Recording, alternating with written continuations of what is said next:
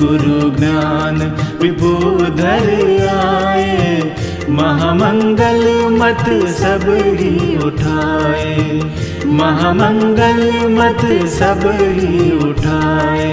निज गुरु ज्ञान विभूधर आए, निज गुरु ज्ञान विभूधर आए। जय जय गुरुदेव, जय जय गुरुदेव, जय जय गुरुदेव, जय जय गुरुदेव, जय जय गुरुदेव, जय जय गुरुदेव, जय जय गुरुदेव, जय जय गुरुदेव। चला आदर सगळ स्वराज करुणेश कैवल करता की जय। श्री कृष्ण स्वामी महाराज की जय। परम गुरु श्रीमद करुणा सागर महाराज की जय। पूज्य श्री नारायण दास जी महाराज की जय। श्री सब कुबेरचार्य महाराज की जय। श्री सब संतन की जय। श्री सब देवन की जय। श्री ज्ञान संप्रदाय की जय। श्री गुरु गादी सरसापुरी की जय।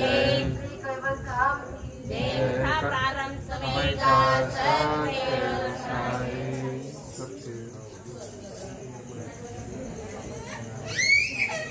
आवा जाओ दुनिया में। केवल हंसो साथ केवल साहेब। आजू बाजू सौने कहेजो जरा बे हाथ जोड़ीने साथ केवल साहेब, सत केवल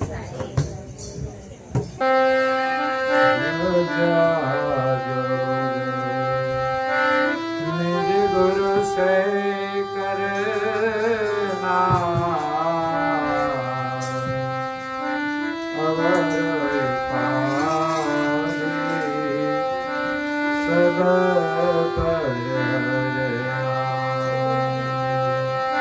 जोगना की जोगाता काहू मजबूता सुत समय ग्रह होय अवधूता।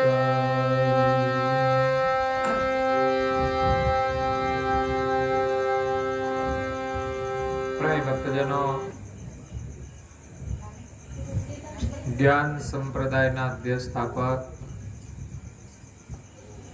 अनंत ब्रह्मांडाधीश विश्व नियंता सकर्ता सर्जनहारना परम विशेषांश अनंत अंशोना तारणहार परम मोक्षना दाता कैवल धर्म धुरंधर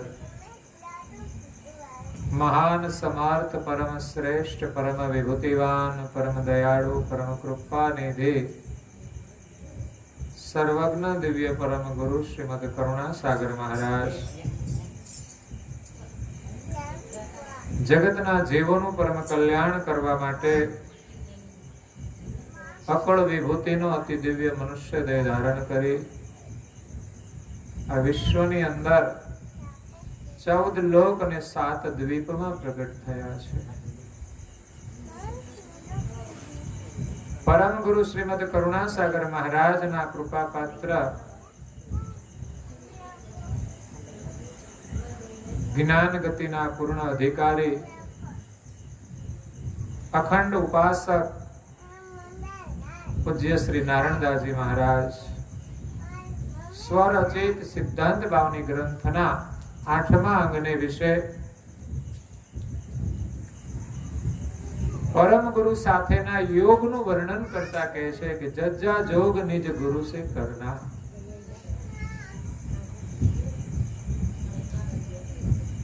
आ संसारनी अंदर मोटामां मोटो जो कोई योग होय तो ए छे गुरुनो योग छे। जज्जा जोग निज गुरु से करना।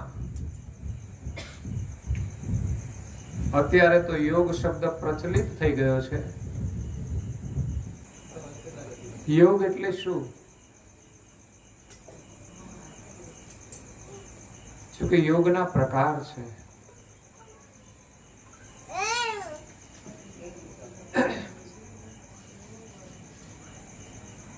योग शा माटे करवानो? કે જેનો આપણને વિયોગ થયો હોય એની સાથે પાછો મેળાપ કરવો, એનું નામ યોગ.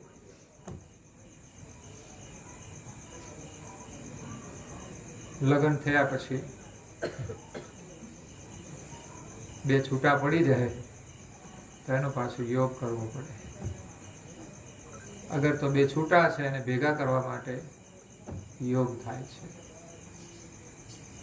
કોઈ વ્યક્તિ કોઈથી પણ અલગ પડે, ક્યારેક મા બાપ પણ દીકરાઓથી અલગ પડતા હોય છે, તો વિયોગ કહેવાય. અને એકબીજાને જ્યારે મળે એને યોગ કહેવાય. યોગ તો આપણે સવારે ઉઠીને આસન કરીએ એને પણ યોગ કહીએ છીએ, પ્રાણાયામ કરીએ એને પણ યોગ કહીએ છીએ. યોગની અંદર અષ્ટાંગ યોગ પણ છે. ઘણો યોગ કષ્ટ સાધ્ય પણ હોય છે. ગીતામાં શ્રી કૃષ્ણએ કર્મયોગ પણ બતાવ્યો છે. કુશળતાપૂર્વક કર્મ કરવું એનું નામ યોગ છે. એટલે જ્ઞાન યોગ છે, ભક્તિ યોગ છે. અહીંયા પૂજ્યપાદ શ્રી નારાયણદાસજી મહારાજ શ્રી આપણને યોગ બતાવે છે એ બહુ સરળ યોગ છે. આમ તો મુખ્ય 3 યોગ કરવાના હોય છે. એક શરીરનો યોગ, બીજો મનનો યોગ અને ત્રીજો ચૈતન્યનો યોગ. શરીરનો યોગ શું? કે શરીર આપણું સ્વસ્થ રહેવું જોઈએ, પણ જ્યારે રોગ થાય ત્યારે આપણને સ્વાસ્થ્યનો વિયોગ થાય છે. રોગમાં કોઈને ગમતું નથી, એટલે જ લોકો પછી દવાખાને જાય યોગ કરવા માટે.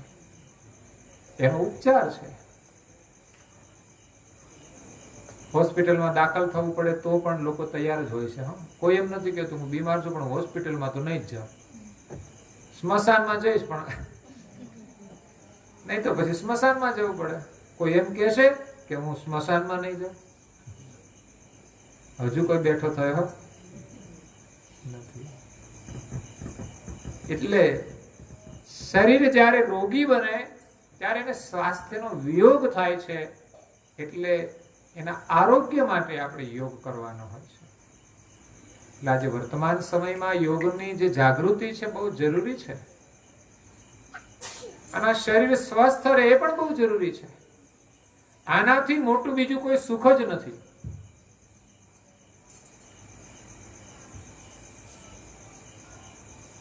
કોઈ એમ નહીં કહે કે હું બીમાર ભલે રહું પણ મારે આ સુખ જોઈએ. એનાથી બીજું કોઈ મોટું સુખ નથી. એટલે આપણું શરીર સ્વસ્થ રહે એના માટે હંમેશા આપણે પ્રયત્નશીલ રહેવું જોઈએ. એની જીવન પદ્ધતિ છે. કાયમને માટે સ્વસ્થ રહેવાની જીવન પદ્ધતિ છે. કદાચ આપણને ખબર પણ ના હોય, અને ખબર હોય તો આપણે એ પ્રમાણે જીવતા ના હોઈએ. બીમારીના એ જ કારણો છે કે આપણી યોગ્ય જીવન પદ્ધતિ નથી, યોગ્ય આહાર નથી, યોગ્ય વિચરણ નથી. આપણે બેઠા હોઈએ ને તો યોગ્ય રીતે નથી બેસતા. બોલો આ તો ઠીક છે, બાકી તો એક બાજુ આપણે ઝૂકી જઈએ, પગ લાંબા કરીએ, ટૂંકા કરીએ. કોઈએ કર્યા નથી પણ આ તો કહું છું. બીમારી હોય એ તો સ્વાભાવિક છે, પણ આ તો વગર બીમારે લોકો લાંબા ટૂંકા કરે. આ બીમારી જ છે એક જાતની.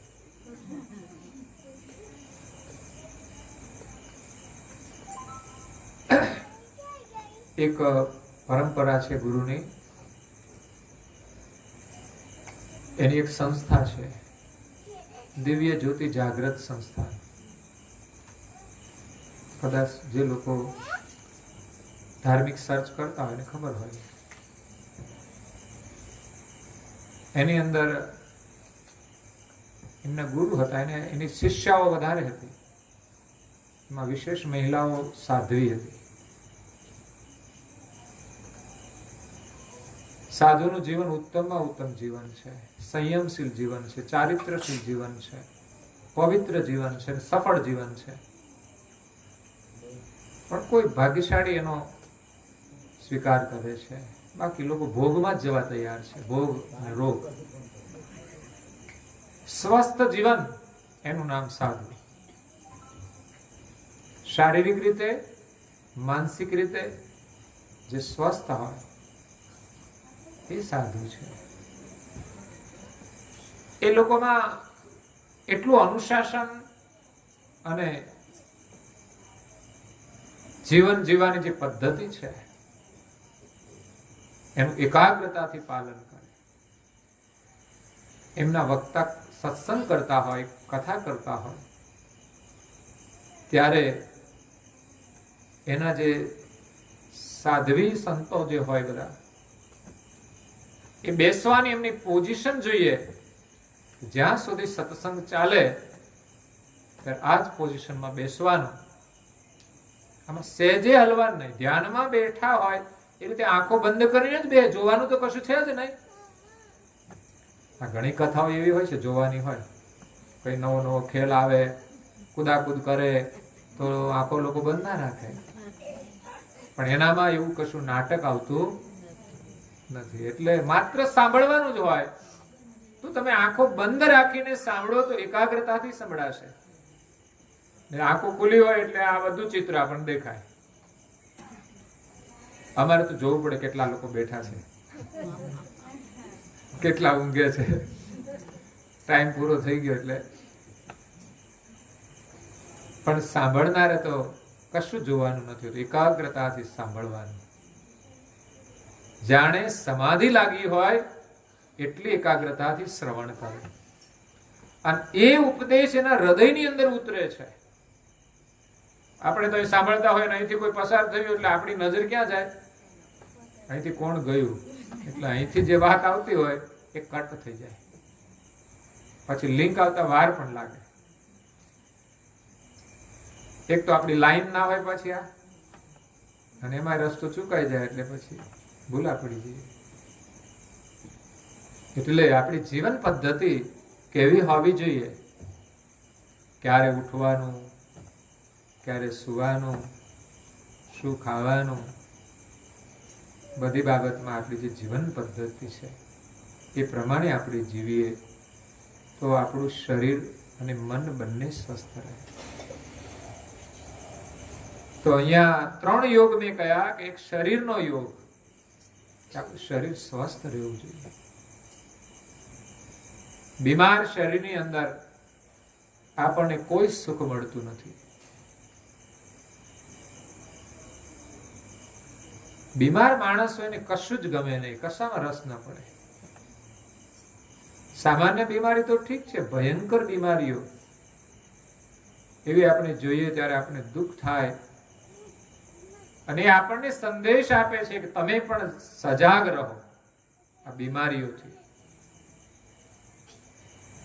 જો તમે ગફલતમાં રહેશો તો આ બીમારીઓના શિકાર બની જશો.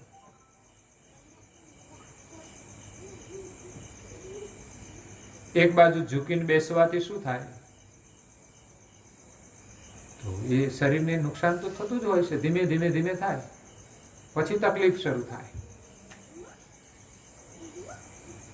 બેસવાનો અભ્યાસ થઈ જાય ને સીધા તો આપણે બેસી શકીએ, કઈ તકલીફ પડતી જ નથી. પણ આપણું મન કમજોર છે એટલે આપણે થોડી વારમાં થાકી જઈએ છીએ. એટલે આમ સીધા બેઠા હોય ને એટલે ડબક પેન નીચે બેસી જઈએ,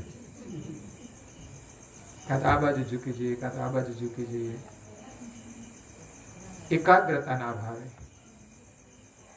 એવું નહીં કથામાં બેઠા છીએ તો એવી રીતે બેસવાનું. આપણે ઘરે બેઠા હોઈએ તો પણ એવી રીતે બેસવાનું હોય. બેસવાની આદત જ એવી. તમે ભગવાન બુદ્ધનું ચરિત્ર તો જોયું હશે. એ સ્વયં તો એનું કોઈ ચિત્ર નથી, પણ એની સ્ટોરી ઉપરથી બનાવેલો જે પિક્ચર છે એની અંદર એમનો જે રોલ હોય તો એ ચાલે ને તો એની ચાલમાં પણ ફરક ન પડે, એક જ સરખી ગતિથી ચાલે. નહીંતર આપણે ક્યારેક ઢીલા ઢપ થઈને ચાલતા હોઈએ, ક્યારેક દોડતા હોઈએ, ઉતાવળે ચાલતા હોઈએ. એની ચાલ એક સરખી હતી, સ્થિર ચાલ હતી. જોવે તો સહજતાથી એમ પોતાની દ્રષ્ટિ ફેરવે. અને ઘણાની આંખો તો ચકોણ હોય, ચારે બાજુ ફર્યા જ કરતી હોય. કોણ આવ્યું કોણ ગયું બધી જ ખબર હોય. બેસે તો પણ એમ સીધા જ બેસવાનું, ઊંઘવાનું તો પણ એની જે પોઝિશન હોય એમાં જ ઊંઘવાનું. ઘણા લોકોને તમે જુઓ તો વિચિત્ર આકૃતિમાં સૂતા હોય, વિચિત્ર અષ્ટકોણ થઈ જાય, ષષ્ટકોણ થઈ જાય, કોઈ મેળ જ ના હોય. હાથનો પગનો કશું જ મેળ નહીં. કોશિકાને પ્રેમ કરે એટલો પકડીને ભોગે. સવારે ઊંઘ ના ઉડે, એ એક પોઝિશન. બીમારીના બધા કારણો છે. શાસ્ત્ર અનુસાર આપણે શયન નથી કરતા તો પણ બીમારીઓ આવે છે, ધીમે ધીમે આવે. તો શરીરને આપણે સ્વસ્થ રાખવું જોઈએ, એ શરીરનો યોગ છે. તો કોઈ માણસ બીમારને પસંદ નહીં કરે. આ તો પછી બીમાર પડે વસ્તુ જુદી છે, પણ કોઈને પહેલા ખબર પડી જાય કે ભાઈ આ છોકરાનો સંબંધ કરવાનો છે, પણ બીમાર રહેશે, બહુ ચોકડી જ લાગી જાય.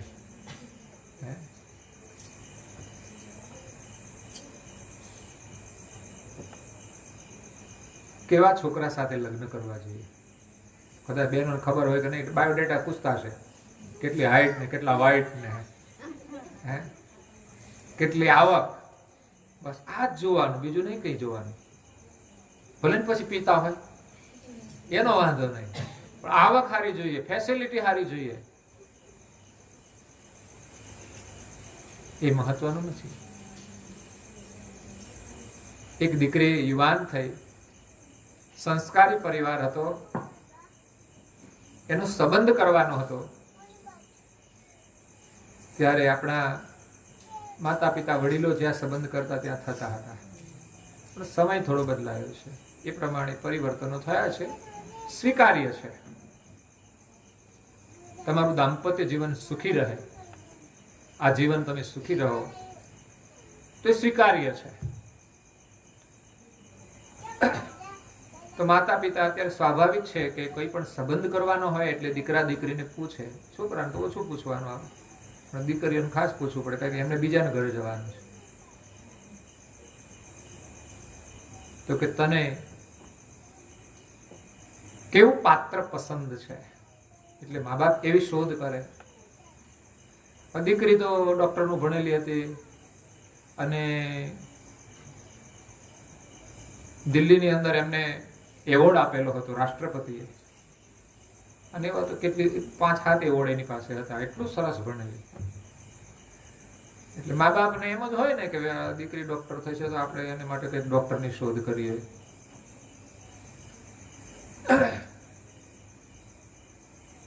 પણ દીકરીના વિચારો કંઈક જુદા હતા. એ ડોક્ટરનું ભણી હતી તો એવું નહીં કે ડોક્ટર જ જોઈએ. તો એમણે કહ્યું કે મારે જે લગ્ન કરવાના છે એના માટેની માત્ર મારી 3 જ શરત છે. એને ધ્યાનમાં રાખીને પછી તમને યોગ્ય લાગે ત્યાં મારો સંબંધ જોડજો. તમને જે યોગ્ય લાગે તે. મા બાપની પણ યોગ્યતા હોય છે. મા બાપ કશું જુદું જોતા હોય, છોકરાઓ કશું જુદું જોતા હોય. અત્યારે સંસ્કાર જોનારા બહુ ઓછા લોકો છે. સંપત્તિ જોવે, સત્તા જોવે, સંસ્કાર ચારિત્ર જોનારા ઓછા લોકો છે. આચરણ જોનારા ઓછા લોકો છે. ભલે ગરીબ હોય પણ આચરણ ઉત્તમ છે, સ્વીકાર્ય છે, અને એ જ સુખી થાય છે. મા બાપની સેવા કોણ કરે? એવા લોકો જ કરે. બાકી ભણેલું તમે લાવો પછી તો એ ઓફિસે નોકરી કરે એટલે પછી એની રીતે જ ચાલે, પછી એને કશું કહેવાય નહીં. એવું નથી બધા એવું જ કરે. સંસ્કાર હોય તો એવું નથી થતું. એને લાગે કે મારે જરૂર છે તો નોકરી કરું, એમ લાગે કે મારે જરૂર નથી, ઘરમાં જરૂર છે તો નોકરી પણ છોડી શકે છે. પણ આજે લોકો લડે છે, પોતાની ઈચ્છા પ્રમાણે ચાલવા વાળા છે. નહીં, મારે તો નોકરી જ કરવાની, હું તો મારી રીતે જ રહીશ. સમસ્યા ઊભી થઈ જાય છે, સંબંધો વિચ્છેદ થઈ જાય છે. વિચાર કરો, નોકરીનું મહત્વ ક્યાં છે?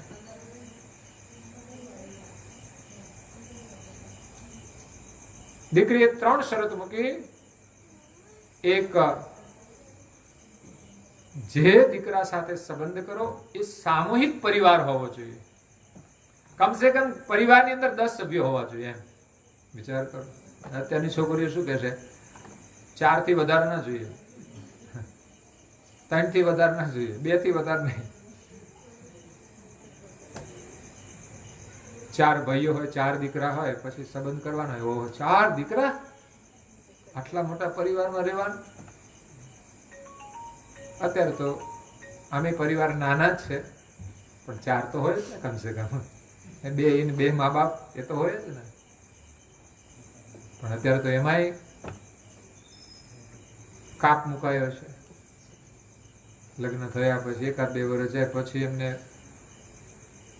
ગમતું નથી.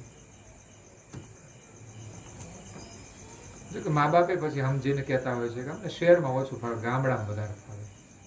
શહેરમાં ક્યાંથી ફાવે? ત્યાં આદર ન થતો હોય, અપમાન થતું હોય, કઈ કારણો હોય, એટલે પછી એને એમ લાગે અહીં કરતા એકલા રહેવું સારું. આવા પ્રસંગો બને છે.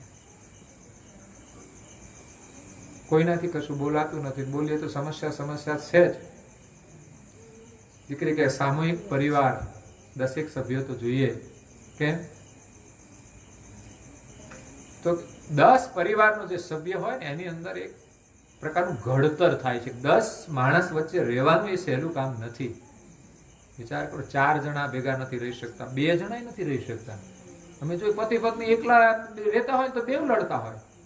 વાહ ભાઈ વાહ, શું જમાનો આવ્યો છે! પતિ પત્ની 2 એ પણ સાથે નથી રહી શકતા, નાની નાની વાતોમાંથી લડતા હોય છે. સારું છે, સંસ્કારી પરિવારો છે હજુ ગામડામાં અને શહેરમાં, બધા ખૂબ આદર ને પ્રેમથી રહે છે. પણ જ્યાં લડાઈ થાય છે ત્યાં કારણો આવા છે.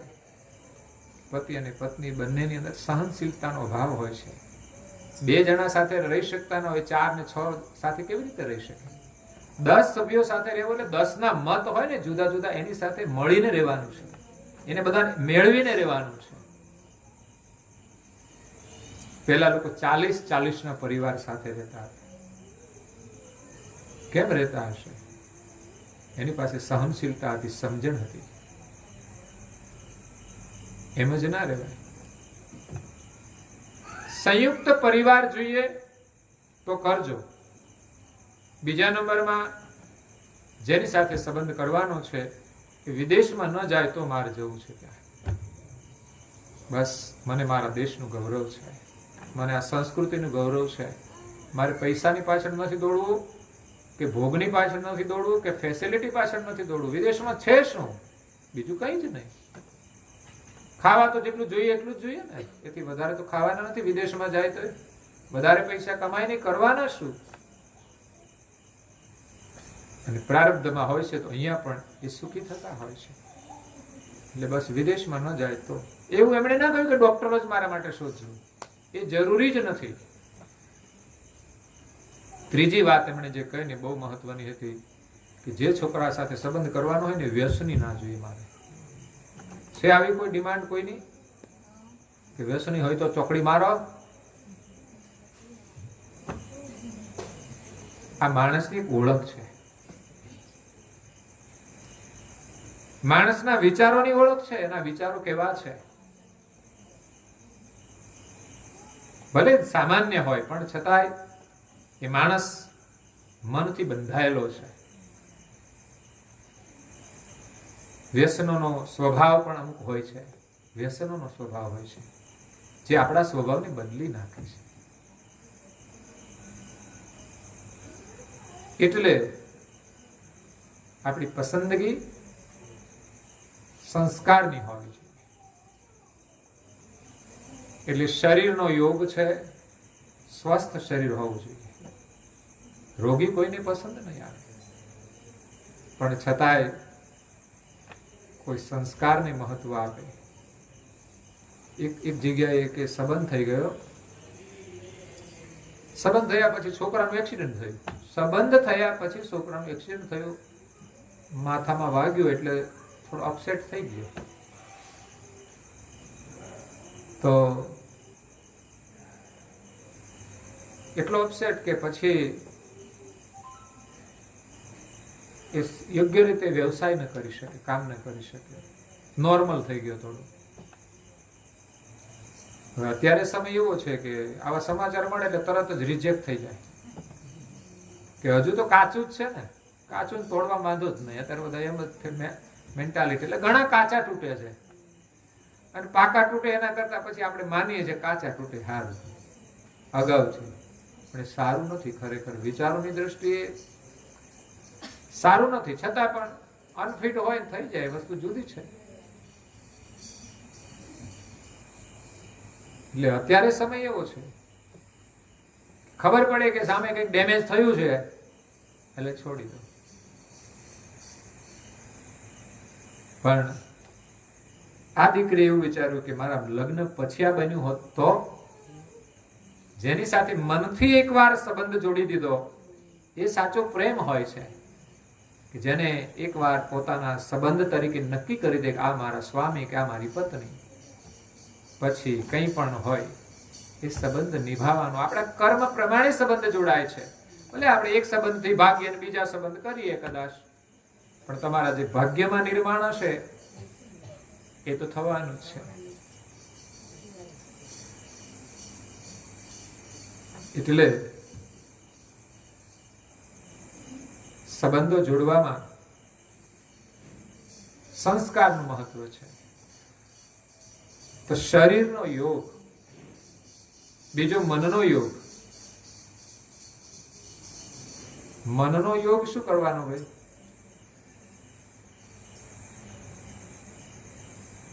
તો કે મનની અંદર શાંતિ જોઈએ. શું જોઈએ? અશાંત થઈને પૈસા કમાવા, અશાંત થઈને બધું કરવું, જીવનનો કોઈ અર્થ નથી. કઈ ન મળે તો કઈ નહીં, મનને શાંતિ મળવી જોઈએ. શાંતિ ન હોય તો બધું કરવાનું શું? કોઈ પણ કાર્યના પરિણામે આપણને શાંતિ ન મળે તો કરવાનું શું? એટલે તો સંસારમાં લોકો કામ ધંધાની દોડધામમાં, સંસારના વ્યવહારની ઉપાધિમાં થાકે, કંટાળે એટલે ફરવા જાય. કેમ? તો કે શાંતિ મળે થોડી. શાંતિ બહુ મહત્વની વસ્તુ છે. પણ આજે લોકો શાંતિના ભોગે બધું મેળવવા માટે દોડે છે. શાંતિ જતી રહે તો ભલે જતી રહે, પણ અમારે સંપત્તિ જોઈએ, અમારે સત્તા જોઈએ. કઈ કઈ મહત્વાકાંક્ષાઓ હોય છે જે શાંતિના ભોગે લોકો એની પાછળ દોડે છે, સંસારના ભોગની પાછળ પણ દોડે છે, શાંતિ છોડીને. બુદ્ધ પાસે રાજ વૈભવ હતો. વિચાર કરો, એ શાંતિ તો હતી પણ પરમ શાંતિની શોધમાં નીકળી ગયા, વૈભવને છોડીને. એ આપણને શું સંદેશ આપે છે? તમે ઘર છોડીને જાઓ એવું નથી કહેતા, પણ તમે ખોટાની પાછળ દોડશો નહીં, શાંતિના ભોગે કશું કરશો નહીં. સુખ અને દુઃખ આપણા મન સાથે જોડાયેલા છે. એવું નથી કે અમીર છે બધા જ સુખી છે અને ગરીબ છે બધા દુઃખી છે, એવું છે જ નહીં. માણસનું મન કેવું છે એના પર આધાર છે. ઘરમાં તો સુખ છે પણ બહારથી આવ્યા ને ઘરમાં કઈક વાતમાંથી ડખો થઈ ગયો તો અશાંતિ ઊભી થઈ ગઈ. હતું તો સુખ પણ દુઃખ ઊભું કરી દીધું. કોના કારણે? મનના કારણે.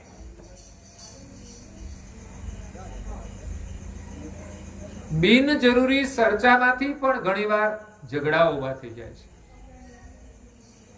વાત સાથે આપણને કોઈ લેવા દેવા ના હોય એવી વાતોમાં આપણે આપણો આગ્રહ રાખતા હોઈએ છીએ કે ના, હું કહું એ જ સાચું. વાતની અંદર કોઈ જ મહત્વ ના હોય તેનો આગ્રહ શા માટે? ભાઈ કઈ વાંધો નહીં, તું કે બીજું હું. હા, આપણો ઘરનો પાકો પ્લાન હોય તો બરાબર છે, ભાઈ આમ નહીં આમ જ થશે. પણ કાચા પ્લાનમાં લોકો ખેંચતાણ કરતા હોય છે. ના, હું કહું જ ખરું. આ ઈગો છે, કામ કરે છે. એ ખોટી વાતનો ઈગો પછી આપણા ઘરમાં હેરાન કરે. એટલે બને ત્યાં સુધી તો ખોટી ચર્ચામાં પડવું જ નહીં જોઈએ. એનાથી આપણું મન અશાંત થશે. છોટો મેં તો એક ભજનમાં કહ્યું છે, હે વારો છો મનડા રે તુજને હે વડે વડે સદગુરુની શિખામણ સારી માનજે. ભજન તજીને એ ભવસાગરમાં શોભમે ધરને કરતા પરમેશ્વરનો ધ્યાન જો. એ ધરને કરતા પરમેશ્વરનો ધ્યાન જો. સુખ દુઃખનો કારણ રે મન તો છે સદા. પાપ પુણ્ય ને બંધ મોક્ષ તુજ હાથ જો. દેખા દેખી એ તીર્થ વ્રત જા જા કરે તેથી તુજને વાદે છે અહંકાર જો. તેથી તુજને વાદે છે અહંકાર જો. આ મનને આપણે સમજાવવાનું છે. મન કહે એમ બધું કરવાનું નથી. નાનું બાળક જેમ કરે એમ કરવા દેવાનું. આપણે કરવા દઈએ છીએ પણ બધું જ નથી કરવા દેતા ને. એ હાથમાં ચપ્પુ લઈ લે તો શું કરશો? રેવા દેશો રમકડું સમજીને? નહીં, ગમે તે રીતે એને છોડાવવું પડશે. હાથમાંથી લીધું રડવા માંડ્યું તો એને કઈ બીજી વસ્તુ આપીને પણ એને છાનું રાખવું પડશે. ચોકલેટ લાવીને પણ એને શાંત કરવું પડશે. તો હું આપણા મનને આપણે ન સમજાવી શકીએ કે આ તારે નથી કરવાનું, એના બદલે હારી ચોકલેટ આપો?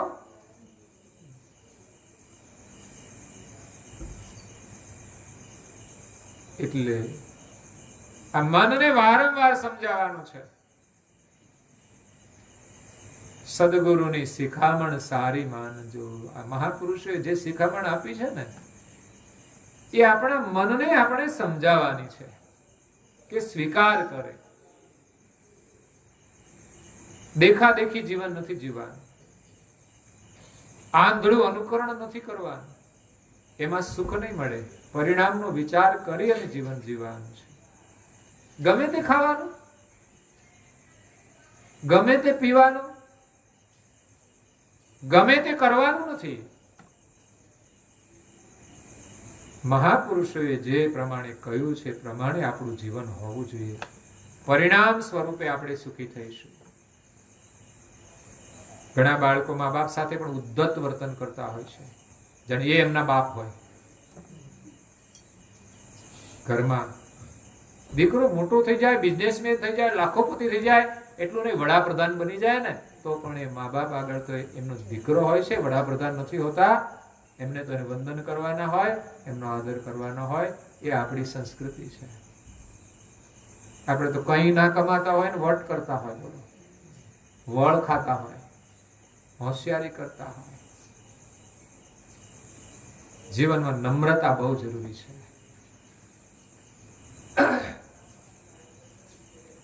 એ આપણને મહાન બનાવે છે, મોટો બનાવે છે.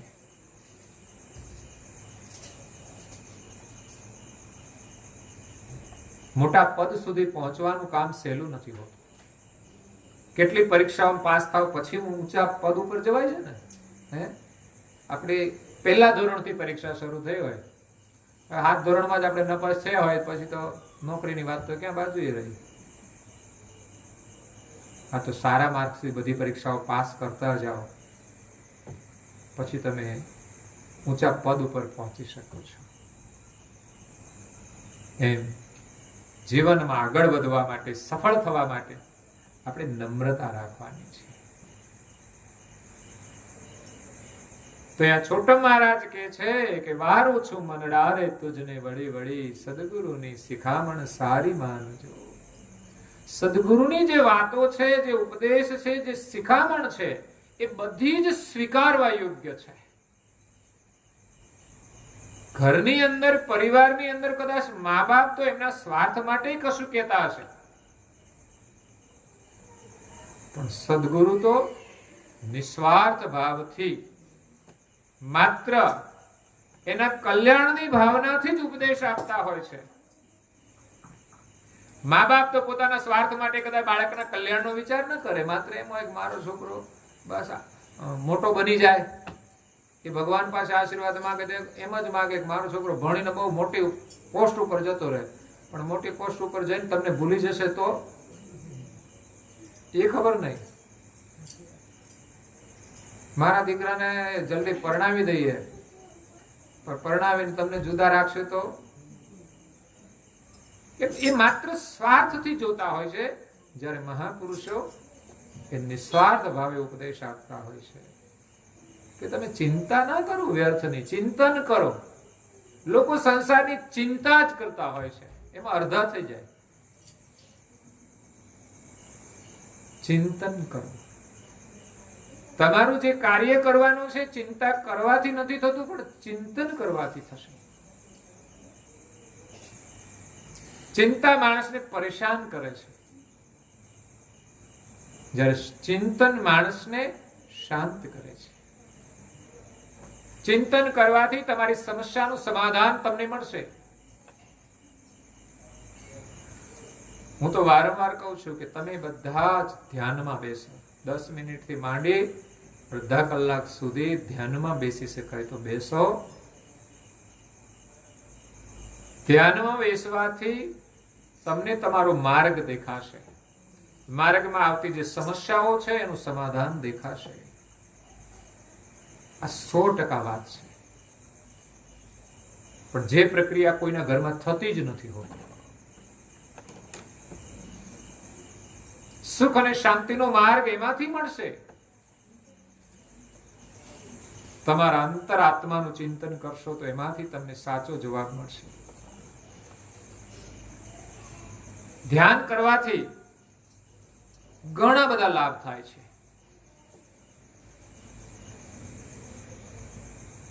એકાગ્રતા મળે એટલે દરેક કાર્યની અંદર આપણને સફળતા મળે છે. પણ આપણે સમય નથી કે આપણે કરવું નથી, ખબર નથી. જે નથી જરૂરી એના માટે સમય કાઢીએ છીએ, એના માટેની વ્યવસ્થા ઊભી કરીએ છીએ. ઘરમાં ટીવી ના જરૂર હોય તો આપણે લાવીએ છીએ કે ના તો આ તો લાવવું જ પડે. છોકરા મોટા થઈ ગયા એટલે હવે ગોઠવવાના, એટલે ટીવી તો જોઈએ.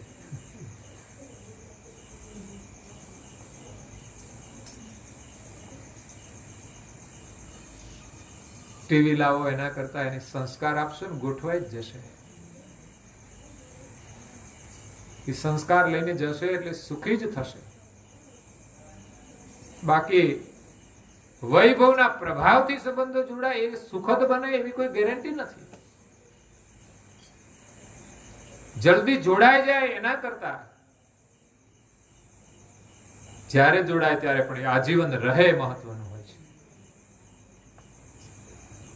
બાકી એવું નથી કે કોઈ જગ્યાએ વૈભવ છે એટલે ત્યાં કોઈ એને બધો વૈભવ છોડીને કોઈ જાય નહીં. એને બધા ઠોકરો મારે છે. જીવનમાં શાંતિ ન હોય ત્યારે વૈભવ પણ કશા કામનું નથી. એટલે મહાપુરુષોની શિખામણ પ્રમાણે જો આપણે જીવીએ ને તો સુખી થઈશું અને દુઃખોમાંથી પણ આપણે મુક્ત થઈશું. તો ભજન તજીને ભવસાગરમાં શું ભમે છે તું? માણસે સંસારમાં કામ તો બધું કરવાનું છે, પણ ભજન છોડીને તું આ સંસારમાં શું ભટકે છે? તું ભટકી ભટકી અને મૃત્યુ પામીશ, જીવન સમાપ્ત થઈ જશે. ભોગ વિલાસની અંદર કોઈને સુખ મળ્યું નથી અને છે પણ નહીં. માને છે બધી જ ભ્રાંતિ છે. સાચું સુખ તો કોઈ મહાપુરુષોના જીવનમાં હતું.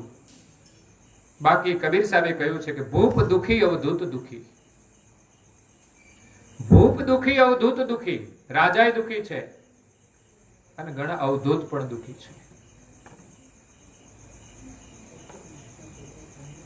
ઘણા એવા અવધૂત પુરુષો છે કે સંન્યાસ લીધા પછી પણ કામ ક્રોધને છોડી શક્યા નથી. ઘણા સંન્યાસીઓ તમારે જુઓ તો એટલા બધા ગુસ્સામાં હોય, બોલાવાય નહીં.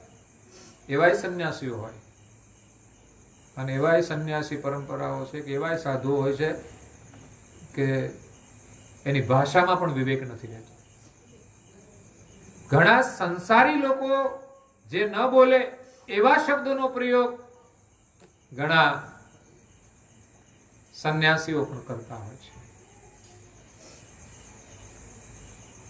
એ લોકો જયારે લડે ને, આ જયારે કુંભ મેળો હોય એમાં તો બધા એ જ ભેગા થાય, એટલે ક્યારેક લડાઈ થતી, ઘણી વાર પહેલા લડાઈઓ થયેલી છે.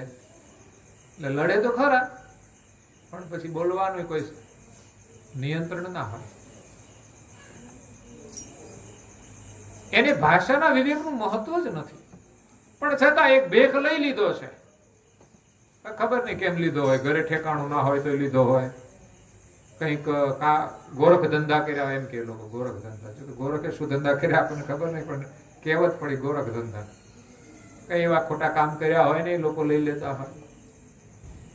અને કાં તો એક પરંપરાઓ, એવી વિચારધારાઓ છે કે જેની અંદર આને કોઈ મહત્વ નથી. એટલે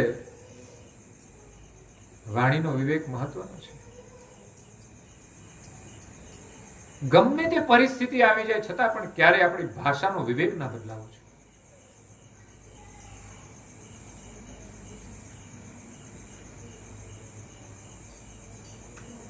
એટલે આ સંસારની અંદર આપણે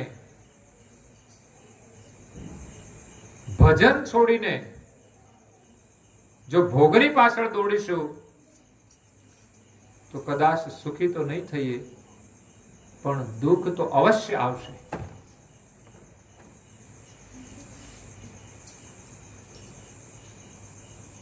એટલે છોટામજી કહે છે કે ભજન તજીને ભવસાગરમાં શું ભમે, ધરને કરતા પરમેશ્વરનું ધ્યાન જો.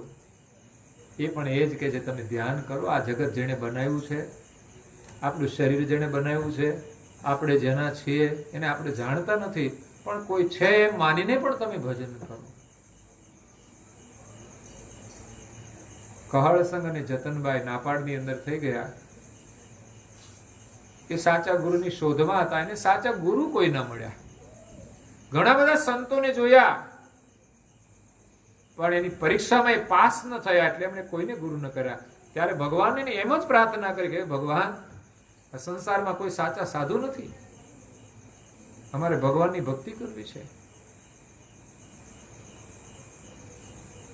ત્યારે કરુણાસાગર મહારાજે એના ઉપર કરુણા કરી કે હું જો નહીં જાઉં તો આ ભેખ ઉપર કોઈ વિશ્વાસ નહીં કરે.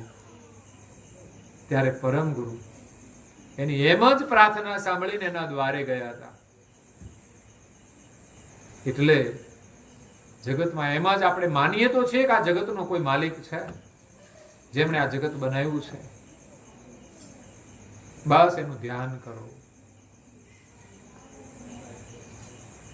અને એ સર્જનહારને પામવા માટે જીવનમાં સાચા ગુરુની જરૂર છે. અહીંયા ચોપાઈ એમ કે સુખ દુઃખનું કારણ મન તું છે સદા, પાપ પુણ્ય ને બંધ મોક્ષ તું જ હાથ. પાપ કરનાર આપણું મન છે અને પુણ્ય કરનાર મન છે. સારા સંસ્કાર હોય, સારા વિચાર હોય તો એ જ મન પુણ્યનું કાર્ય કરે. શાંતિ મેળવે અને એનું એ જ મન સંસારના પ્રલોભનથી પ્રેરાઈને લોભ લાલચની અંદર એ પાપ કરે છે, બંને રીતે દુઃખી થાય છે. એક તો જેની પાછળ દોડે છે એ પણ દુઃખી કરનાર છે, અને જે પાપ થાય છે એના માટે એ પણ એના દુઃખોનું કારણ બને છે. શાંતિ મળતી જ નથી. દેખા દેખી તીર્થ વ્રત જા જા કરે. ભક્તિ દેખા દેખી નથી કરવાની, કોઈ કરે એમ નથી કરવાનું. મહાપુરુષોએ જે માર્ગ બતાવ્યો છે પ્રમાણેના વ્રત કરો. અત્યારે તો બધા જે વ્રત કરે એ વ્રત આપણે કરવાનું. બધા કડવા ચોથ કરે તો આપણે કડવા ચોથ કરો કે છે. આપણે ચાયણી માંથી જુઓ ચાંદા નહીં, પછી ઘરવાળાને જોવાના ચાયણી માંથી એવું હોય છે. એવું કડવા ચોથ વાળા એવું કરે છે કે સીધી સીધી નજર કરાય નહીં, એવા હોય બધા. એટલે ચાયણી માંથી જોવા પડે. અને બહેનો જ વ્રત કરે, ભાઈઓનું કોઈ વ્રત જ નહીં. કારણ કે બહેનોની કોઈ પરેશાની જ નથી, એટલે ભાઈઓને શું વ્રત કરવાના? પરેશાની છે બધી ભાઈઓ તરફથી છે, એટલે બહેનોને વ્રત કરવા પડે કે આ સીધા થઈ જાય. આ વાંકા છે ને થોડા સીધા થઈ જાય. વ્રત કરવાના શા માટે? તમે ભાઈઓને સીધા કરવા માટે જ વ્રત. અમને હારા ઘરવાળા મળે એટલે હારા માટે જ વ્રત કરવાના ને. હારા નથી તો બાકી ભાઈઓને કોઈ વ્રત નહીં. એમને હારું મળી જાય એટલા માટે કોઈ વ્રત નહીં. બોલો, એને ખબર છે આપણને જે મળશે બધું સારું જ હશે. બહેનોને એટલી મહત્તા વધારે છે મારી દ્રષ્ટિએ પણ. હવે સમય કેવો આવે ને શું થાય ભગવાન જાણે. પણ આ તો અત્યારે જે વીતી ગયો છે સમય એના માટેની વાત છે. બાકી હવે તો છે ને ભાઈઓ વ્રત કરે છે. બોલો, અનુષ્કા શર્માએ વ્રત કર્યું ને કડવા ચોથનું, તો વિરાટ કોહલી કે અમારે ના કરવું જોઈએ, તમે અમારા માટે કરો, અમે તમારા માટે કરીએ. હવે તમારામાં ગેરંટી નથી કઈ, નહીં તો તમે ભાગી જાઓ. એમાં બ્રેકઅપ આવે, બ્રેકઅપ. એટલે દેખા દેખી ભક્તિ નથી કરવાની. એનાથી અહંકાર વધે. મેં આટલું કર્યું. જ્યારે મહાપુરુષોના વચન અનુસાર આપણે તો વ્રત કરવાના છે, અને એમાં આપણું ક્યાંય અહમ ના રહેવું જોઈએ. અહમ વિસર્જન થાય એનું નામ વ્રત છે. જે અહમને પોષણ આપે એ સાચું વ્રત ન કહેવાય. વ્રતની આપણે કોઈ સ્મૃતિ રાખવાની નથી, વ્રત કોઈને દેખાડવાનું નથી. આ સહજ રીતે લોકો જાણે વસ્તુ જુદી છે. આજે તમારે 11 છે એટલે મારે બધું જાજુ બનાવવાનું છે, બધું બહુ રોજના કરતા આજે વધારે બનાવવાનું છે. એટલે સર્જનહારનું આપણે ભજન કરવાનું છે ને એના માટે ગુરુની પરમ આવશ્યકતા છે. ગુરુ વિના જગતની અંદર કોઈનું કલ્યાણ થયું નથી. તુલસીદાસ રામાયણની અંદર પણ કહે છે, ગુરુ બિન ભવનિધિ તરહી ન કોઈ, શેષ વિરંસી શંકર સમ હોય. શેષ વિરંસી શંકર સમ હોય. કેટલી ઊંચી વાત કહી રામાયણની અંદર. તુલસીદાસ મહારાજ કહે છે કે ગુરુ બિન ભવનિધિ તરહી ન કોઈ. આ સંસાર સાગર એવો છે ને કે ગુરુ રૂપી નાવમાં બેઠા વિના સામે કિનારે જઈ શકાય તેમ નથી. આ કઈ નદી પાર કરવાની નથી કે જઈ શકાય, સમુદ્ર પાર કરવાનો છે. બાકી સાચા ગુરુ ન મળે ને તો પણ પાર ન થઈ શકાય, તો પણ આપણી નાવ ડૂબી જાય છે.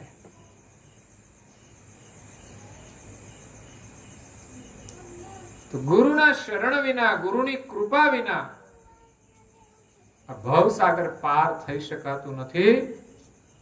શેષ બિરંચી સંકર્ષમ હોય. આપણે તો સામાન્ય જીવ ગતિના જીવ છીએ. કદાચ આ બ્રહ્માંડની અંદર મહાન જે દેવતાઓ છે, શેષ મુનિ જેણે પૃથ્વીને ધારણ કરી છે, એના માથે પણ ગુરુ છે.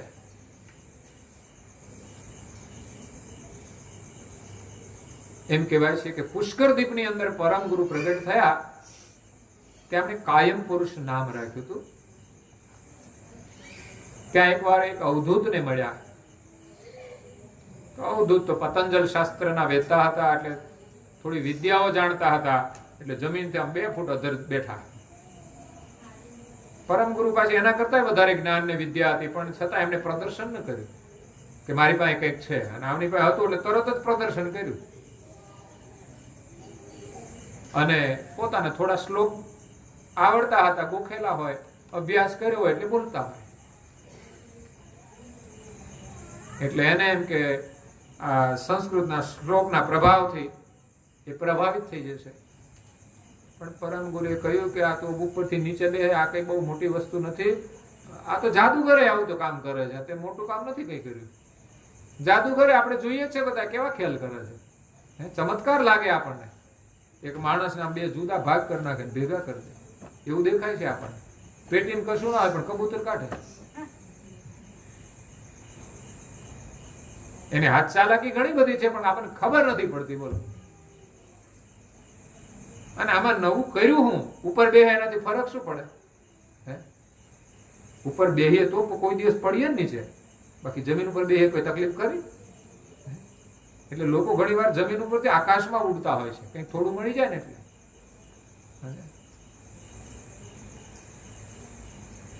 તો પરમ ગુરુએ કહ્યું કે ભાઈ આ કઈ બહુ મોટી વસ્તુ નથી.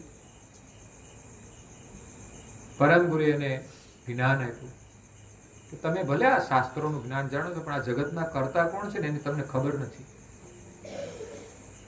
પરમ ગુરુએ ક્રમબદ્ધ એને કર્તાની ઓળખ આપી, ત્યારે એને ઝૂકવું પડ્યું. પરમ ગુરુએ પૂછ્યું તમને તમારી પાસે મંત્ર કયો છે? તો મારી પાસે રરંકારનો મંત્ર છે. રરંકાર એટલે નિરંજન. આ મંત્ર તમને કોણે આપ્યો? તો કે નિરંજન પુરુષે આપ્યો.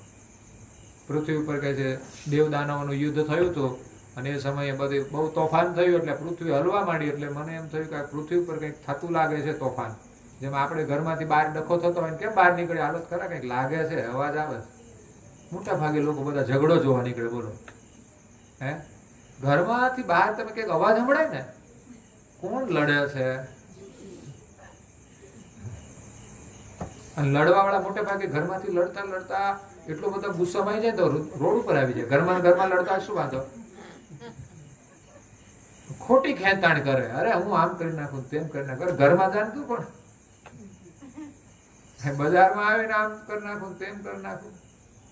અને ઊંચા અવાજે જ બોલતા હોય. કુદરતી વસ્તુ છે, કારણ કે ત્યાં નિયંત્રણ ના હોય ભાષાનું, વાણીનું. એટલે ગુસ્સો હોય એટલે એમાં અવાજ વોલ્યુમ વધી જ જાય, ઓટોમેટિક વધે. ઓટોમેટિક સિસ્ટમ છે. અને માણસ બીમાર હોય ને ત્યારે ઓટોમેટિક સિસ્ટમ વોલ્યુમ ધીમું થઈ જાય. પછી બહુ બીમાર હોય ને સાસુ, પછી એમ ના કે હાય લાવો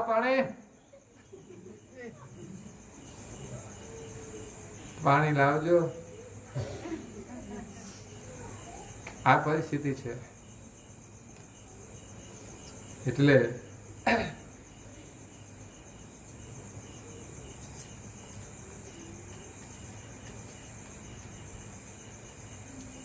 ક્યારે અભિમાન નહીં કરવું જોઈએ, કંઈ પણ આપણામાં હોય. અહીંયા જે અવધૂત હતા એનું અભિમાન ઉતરી ગયું અને એમને નિરંજને લક્ષ્ય આપ્યો હતો. શેષ મુનિએ પણ ગુરુ કર્યા હતા અને નિરંજનનો એમણે ઉપદેશ લીધો હતો. જ્યારે દેવો દાનવોનું યુદ્ધ થયું ત્યારે નિરંજન પુરુષ આવ્યા અને દૈત્યોનો સંહાર કરી અને દેવોને એમને રાજ્ય આપ્યું. અને ત્યારે શેષ મુનિ બીજા સ્વરૂપે પૃથ્વી ઉપર આવ્યા હતા. ત્યારે એમ લાગ્યું કે આ તો કોઈ વિશેષ મહાપુરુષ છે, કારણ કે શેષમુનિની જે ગતિ છે એ પ્રમાણે પોતે પૃથ્વીને ધારણ કરીને રહેતા હતા, પણ જ્યારે પૃથ્વી ઉપર યુદ્ધ થયું ત્યારે એને મદદ કરવા માટે કોઈ વિભૂતિવાળા પુરુષ આવ્યા જે એનાથી અજાણ હતા, પણ એ આવ્યા, એના દર્શન કર્યા ત્યારે એને ખબર પડી કે આ કોઈ મહાન પુરુષ છે. ત્યારે એમણે પોતાનો રરંકારનો મંત્ર આપેલો. તો શેષ મુનિએ પણ ગુરુ કર્યા છે. તો શેષ જેવાનું પણ કલ્યાણ, જો શેષને પણ કલ્યાણ કરવું હોય તો એને પણ ગુરુ કરવા પડે. શેષ વિરંચી એટલે બ્રહ્મા. બ્રહ્મા ભલે મોટા દેવ છે, પણ ગુરુની કૃપા વિના એ પણ આ સૃષ્ટિનું સંચાલન કરી શકતા નથી. શંકર સમ હોય, શંકર તો મહાદેવ છે, એને તો દેવોનો દેવ કહેવામાં આવે છે. એના માથે પણ ગુરુની આવશ્યકતા છે. એટલે ભવસાગર તરવા માટે દરેકને ગુરુના શરણમાં જવાની જરૂર છે. પૂજ્ય શ્રી નારાયણદાસજી બાપજી કહે છે કે જીવનમાં તમે ગુરુની સાથે યોગ કરો, એની સાથે તમારી એકતા કરો. એક તો ગુરુનો સંબંધ જોડો. લોકો લગ્ન કરવાની ઉતાવળ જલ્દી કરે છે, પણ એમ નથી કહેતા કે મારે કોઈ ગુરુ કરવા છે. પણ એ લગ્ન કરે એટલે પછી પેલા જ ગુરુ કરે.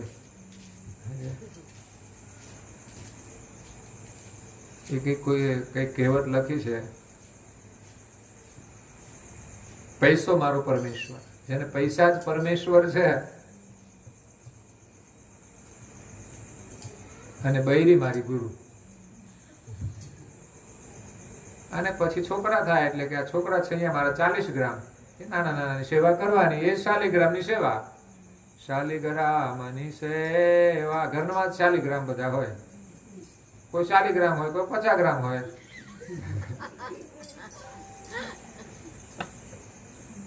આનંદ મંગલ કરવું આરતી, બધા ઘરની જ આરતી કરવાની. આનંદ મંગલ એની આરતી કરે, ઘરમાં ટીવી હોય તો એની આરતી કરે, બીબીની આરતી કરે.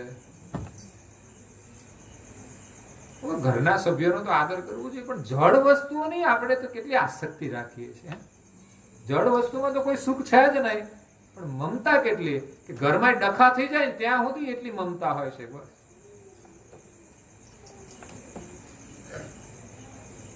એ બેન એમ કે મારા માટે તમે હાડી નહીં લઈ આપો ને આવું નહીં લઈ આવી આપો ને આ નહીં લાવી આપો તો તમારે નહીં બને. તમારે બોલતા બંધ, મોઢું બગડી જાય. ઘણી વાર તો એના મોઢાના ચહેરાના સંકેત જોઈને જ ભાઈઓ કામ કરતા હોય છે. એક વાર એમ કે આ લાવવાનું છે ને જો ના પાડી એટલે તરત જ 20 મિનિટે એનો ચહેરો બદલાઈ જાય. કેટલું ઝડપી પરિવર્તન.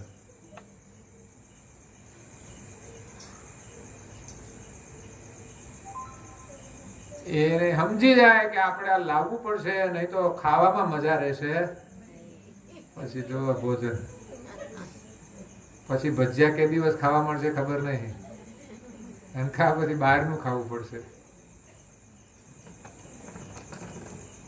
એટલે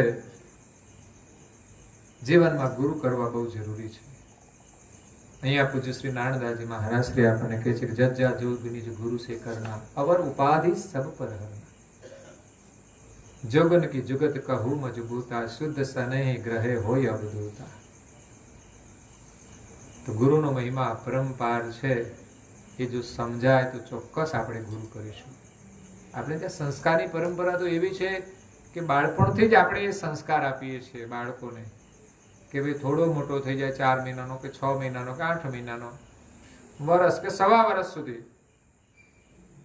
6 મહિનામાં ના બાંધો તો કઈ વાંધો નહીં, 4 મહિનામાં 3 મહિનામાં, પણ વર્ષ પછી સવા વર્ષે પણ બાળકને આપણે એક કંઠી ઉપદેશના સંસ્કાર આપવા જોઈએ. બાકી તો છે ને કાળા લાલ ધાગા તો આપણે 10 દિવસનો થાય ત્યાંથી શરૂ કરી દેવા પડે. એટલે સંસ્કારની પ્રક્રિયા છે. આમ તો ગુરુ તો છે ને જ્યારે માણસ પોતાની ઈચ્છાથી કરે ને ત્યારે કરવાના, પણ સંસ્કારની પ્રક્રિયાને આપણે માનીએ છીએ કે બાળકને સમજણ નથી છતાં પણ એના સંસ્કાર ગર્ભમાંથી કરવામાં આવે છે તો એની અંદર આવે છે સંસ્કાર. એમ આ બાળપણથી આપણે સંસ્કાર આપીએ છીએ, બધી પ્રવૃત્તિ કરાવીએ છીએ. સમજ્યા પછી તો કરશે, પણ પેલા બાળપણથી સંસ્કાર આપીએ તો એના એક વિચારો બની જતા હોય છે. બાકી એની કોઈ ભૂમિકા ન હોય, પછી એની જાતે ખબર ન પડે કે મારે આ કરવું જોઈએ. બહુધા લોકો પૂર્વ સંસ્કારથી કામ કરતા હોય છે. આ ભાગ્ય કોઈ લઈને આવ્યા હોય, ભક્ત ધ્રુવ જેવા તો 5 વર્ષની ઉંમરમાં ઘર છોડીને પણ નીકળી જાય ભગવાનનું ભજન કરવા માટે. બાકી ઘરમાં 50 વર્ષ નીકળી ગયા હોય તોય ભજન કરવાની ખબર ના હોય. હે એ બજારે જઈને ભાંજગડ કરતા હોય પણ ભજન ના કરે. મોટું કામ હોય ત્યારે તો ઓછો સમય મળે, પણ માણસની નિવૃત્તિ હોય ત્યારે તો સમય મળે કે નહીં?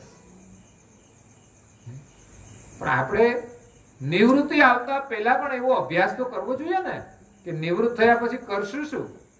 હે ભગવાનની દયા કોઈને પેરાલિસિસ ના થાય, પણ વૃદ્ધાવસ્થા તો દરેકના જીવનમાં આવે છે ને એમાં કંઈક પરાધીનતા તો હોય જ છે. અને ક્યારેક તો વિપરીત પરાધીનતાઓ આવતી હોય છે. છોકરાઓ અલગ કરે, છોકરા હોય છતાંય મા બાપ એકલા રહેતા હોય, એ કેવી પરાધીનતા? એ છોકરાનો જન્મ થયો છે ત્યારે ખબર હશે કે એક દિવસ મારો આવો આવશે? કઈ ખબર નથી હોતી. પણ માત્ર મા બાપની મમતા છોકરા પ્રત્યે જ હોય છે. મારો છોકરો મોટો થઈ જાય, ભણીને મોટો થઈ જાય. પણ એને સંસ્કાર આપો કે તમારો જ છોકરો રહે, વૃદ્ધાવસ્થામાં તમને ન ભૂલે, તમારી સેવા કરે, એ તમારો છોકરો.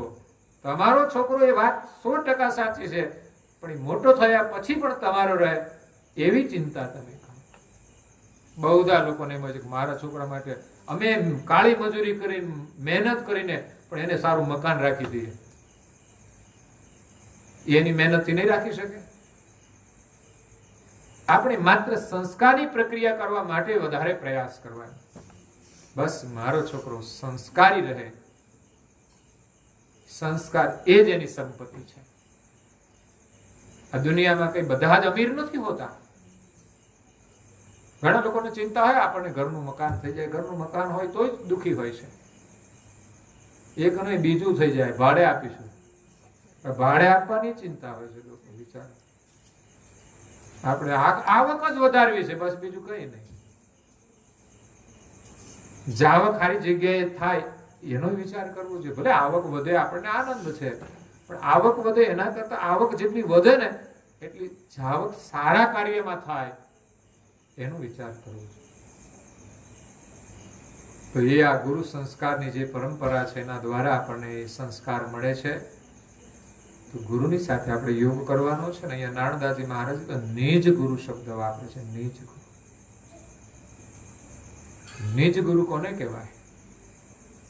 સવારે ચર્ચા કરીને આપણે આગળની કથા શ્રવણ કરીશું. અત્યારે સમય પૂર્ણ થાય છે તો અહીંયા કથાને વિરામ આપીએ છીએ. અસ્તુ સત્ય વૈસાહી.